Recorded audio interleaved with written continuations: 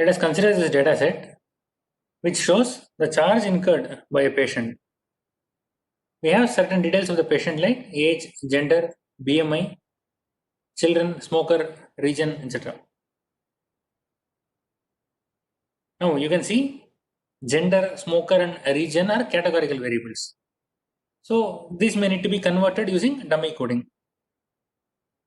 So now so far I have shown a couple of problems using Excel in order to make the regression concept clear. So this time what we'll do is we'll go to RapidMiner to do the regression. So open your RapidMiner portal now. We'll build a new predictive model, upload this data set. So you can see it automatically identifies the categorical variables. The column to predict would be charges. Click on next. So now you can see smoker yes or no column. This seems to have a high correlation with charges, which sort of seems logical. The correlation for other variables are quite low, which does not mean there is no relation. It just means there is no linear relation. Let's see further. Click on next. Okay, we'll click on show advanced setting and remove all except generalized linear model, which is the go-to model for regression problems. So please note here that the generalized linear model function provided here is an improvement over the regular linear regression which is used in Excel. In that it does not require some assumptions of linear regression to be satisfied for it to make a prediction. The condition like homoscedasticity is not needed to be met if you use the GLM here. So you can see a slightly better performance if you use RapidMiner when compared to Excel. Okay, run analysis. Let's take a look at the results now. We'll straight away go to the last tab which provides the complete summary. So here is the summary. Model accomplished an average absolute error of 4136. This means if you predict charges as 32,455, the real value is likely between 28319 and 36592. So you can see a few error measures here: root mean square error, average absolute error, average relative error. So I hope you remember these from our section on forecasting. It's the same as that. So you can just hover over here to understand about this in more detail. So let's look at this RMSE. The average error of your predictions where larger errors have disproportionately large effect. That is, the outliers are penalized more. So why is this? Because we find out the error meaning the actual minus predicted value, and we square up the term. If you remember the calculation for RMSE. So because we are doing a square of the error term for outliers, that is when there is a huge difference between the actual and predicted value, the RMSE goes very high. That is what they mean by outliers are penalized more. So this will be your choice measure when you want to ensure a model that penalizes outliers, or you want minimal outliers, you want to eliminate outliers. While average absolute error, again this measure is less sensitive against outliers, but still lower the error, better the model as always. Average relative error, where each error is normalized by the scale of the correct value. So you could just go back to our section on forecasting and get a recap of these terminologies again. Next, the R square is 0.787. Generally, this is seen as a good value. Again, look at the definition. How will the model predictions approximate the real data points? Okay, this is the model summary. Let's go to model evaluation. Okay, so this is the actual versus predicted values.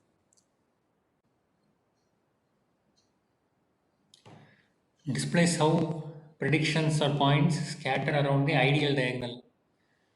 The closer they are to the diagonal, the smaller the error and better the model is.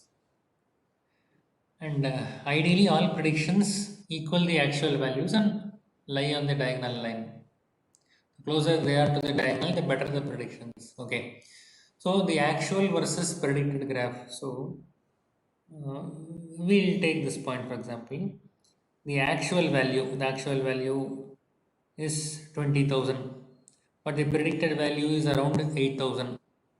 So in an ideal world, if it lies on this diagonal, say this point is lying almost on the diagonal. So actual value is around 32,000. The predicted value is also again around 31,000.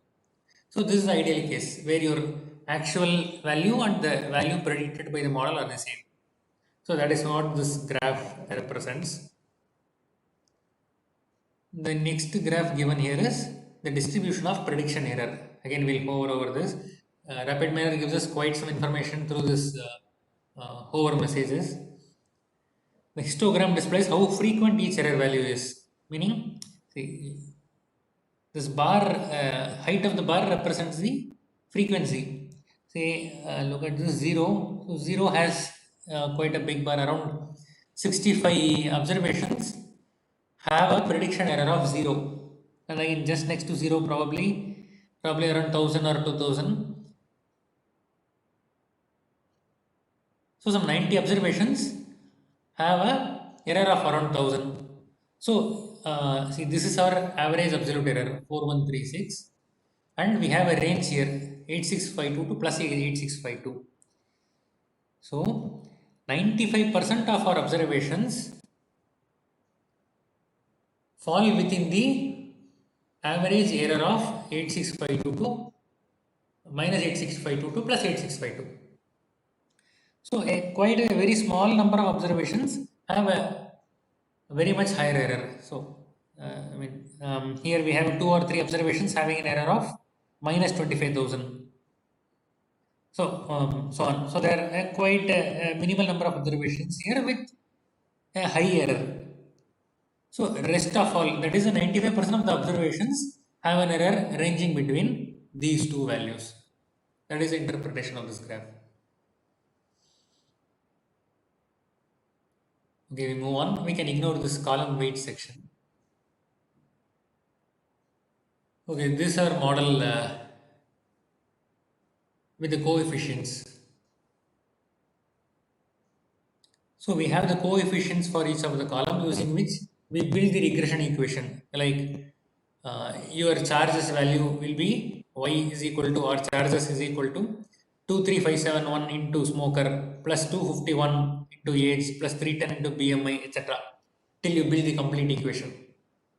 And note here, we have 4 variables created, 4 dummy variables created for the column region. So out of which there is a coefficient assigned only for region dot northeast. The coefficients for the other 3 are 0.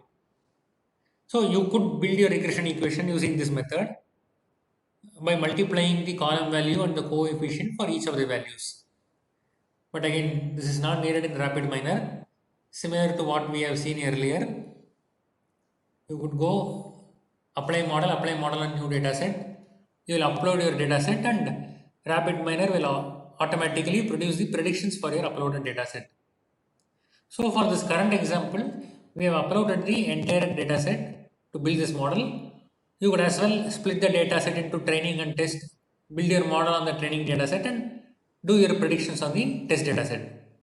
Let's perform the same regression using Excel now. We have quite some work to do here. We'll have to convert all the categorical variables to dummy variables, which RapidMiner does automatically.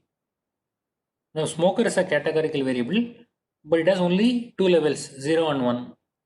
So it does not need any dummy coding. We'll have to dummy code region. So here I have created 3 new variables since there are 4 levels for this variable. We'll have to dummy code gender as well. We'll represent one gender by 1 and another by 0. So you can see that we need only one variable to represent a categorical variable with 2 levels. So this is how the dataset looks after the modification. I have represented male as 0 and female as 1. You can also see I have not created a variable for northeast, which will be represented by 0 for all these three variables. Let's run the regression now.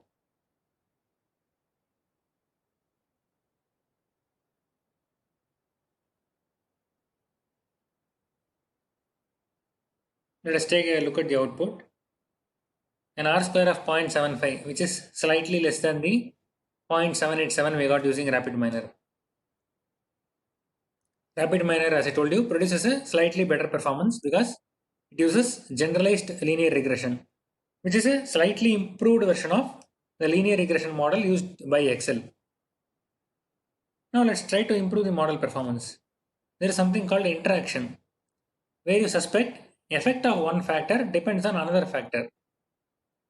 So here I suspect BMI will have a higher impact on charge for smokers than for non-smokers. So I include a column which is a product of BMI and smoker. And I run the regression again.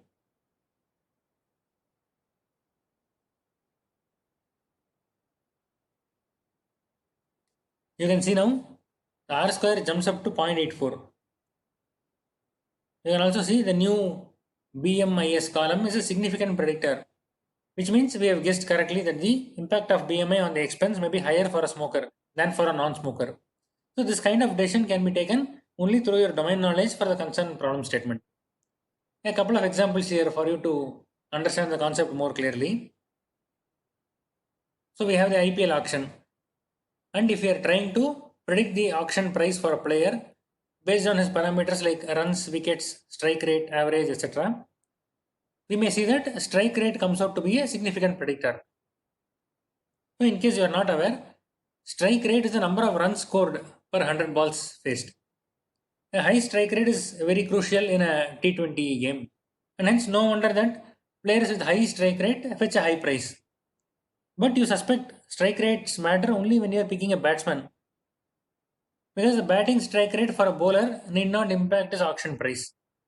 So you create a new variable, batsman or bowler, and then you create an interaction variable for this variable and strike rate. You will likely find that this interaction variable comes out to be significant, meaning strike rate has more impact on the auction price for a batsman than for a bowler. A similar combination you may consider is predicting salary, where you could find that higher the experience, higher the salary. But you suspect that for females, experience does not have much impact on salary. It could be the other way around as well. So in this case, you may find the interaction term of experience and gender to be a more significant predictor. There could be cases where the individual variables do not turn out to be significant, but the interaction variable turns out to be a significant predictor. Back to our example, you could try various other ways for improving model performance, like including a nonlinear relation by checking the plots, addition of new variables. Say you create a term age greater than 30, which takes a value 1 or 0, because you suspect age greater than 30 has a higher impact on expense, etc. Now you can do all of this stuff on Excel only. That is the advantage of using Excel here. If you want to run a simple regression, go straight away for RapidMiner. It will do the work of dummy coding and give the output quickly. But if you want to try to improve the model performance by various means, you'll have to go for Excel, though you have the additional job of doing the dummy coding manually. And now a small note on the coefficients. You cannot estimate which predictor is most important by looking at the coefficients, because the variable with higher scale will naturally have a higher coefficient. So in our example, coefficient for age is 263 and coefficient of children is 516. So that does not mean children is a better predictor of expense than age. So if you want to find which are the most important predictors, you may have to standardize all the input variables and then run a regression. Then you can compare your coefficients. So this brings us to the end of linear regression for prediction. In next video, we will discuss the use of random forest for prediction.